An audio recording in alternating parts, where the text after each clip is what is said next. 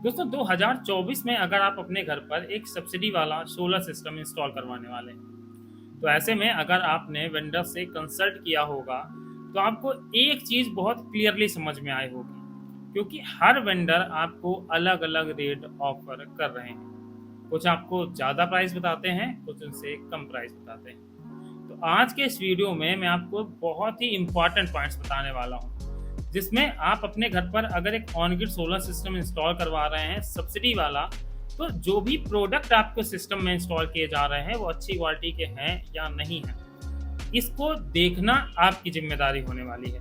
क्योंकि प्राइस में आपको काफ़ी ज़्यादा वेरिएबिलिटी देखने को मिलती है और हम कई बार ये समझते हैं कि ये वेंडर हमें सस्ता दे रहा है, तो हम उसी की तरफ चले जाते हैं। पर आप जाइए, मैं ये नहीं कह रहा कि आप सस्ते वाले की तरफ मत जाइएगा, पर अगर आप सस्ते वाले की तरफ जा रहे हैं तो मैं जो ये पॉइंट बता रहा हूँ इनको ध्यान से ज़रूर समझिएगा। क्योंकि कई बार 1 या 2 रुपए पर वाट के डिफरेंस के कारण हमारा जो स्ट्रक्चर 20 से 25 साल बिना रस्टिंग के चलना चाहिए था, वो स्ट्रक्चर 4 से 5 साल बाद खराब हो गया।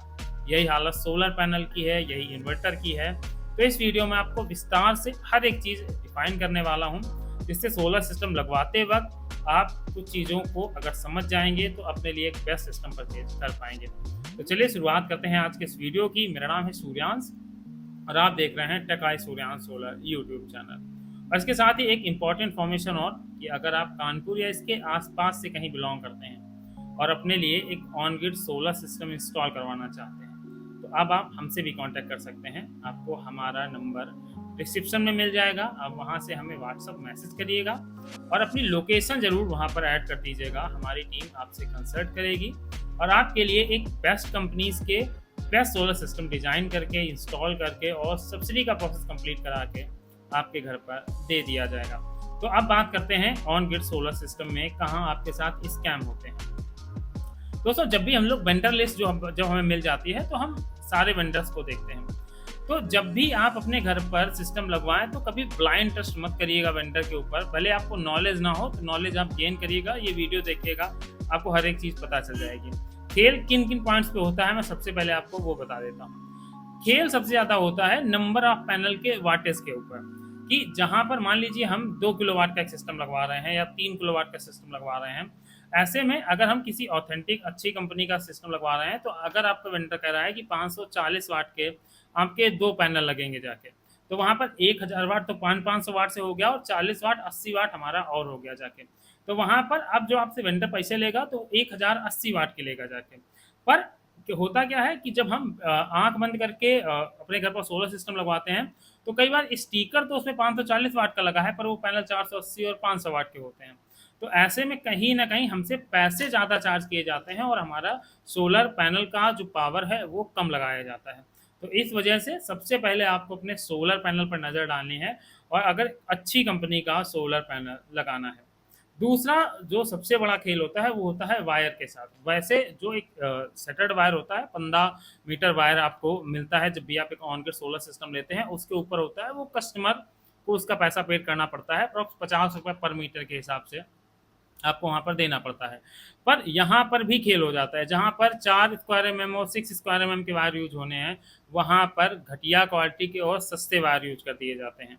मान लीजिए हमारा 2 से 3 हज़ार का वायर लगना था जो अच्छी क्वालिटी का आता है, वहीं आपने क्योंकि पहले ही सिस्टम के ऊपर 1-2 रुपये कम के लालच के चक्कर में वो सिस्टम लगवा रहे हैं, ऐसे में घटिया क्वालिटी के आपको बहुत सारे लोकल वायर भी मिल जाएंगे, जो वायर आपको 500-600 रुपये में मिल जाएंगे, जिन वायर की कीमत आपकी 3000 रुपये तक की होनी चाहिए।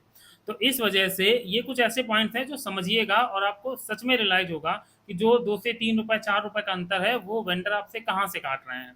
वो एक तो वायर ही आपके इसमें खराब लगा देगा। शुरू के तो 1-2 साल आपका वायर बहुत अच्छा चलेगा, कोई दिक्कत नहीं होगी, और उसके बाद कई कंडीशन में उससे पहले ही वायर जल गया, वायर खराब हो गया, वायर शॉर्ट कर गया, ये समस्याओं का आपको सामना करना पड़ेगा। तीसरा मेन इंपॉर्टेंट पॉइंट, क्योंकि जब भी हम लोग सोलर सिस्टम लगवाते हैं तो सोलर पैनल के लिए एक स्ट्रक्चर जो है वो बहुत अच्छी क्वालिटी का होना चाहिए, क्योंकि सोलर पैनल पर तो हमें 25 साल की वारंटी मिल रही है।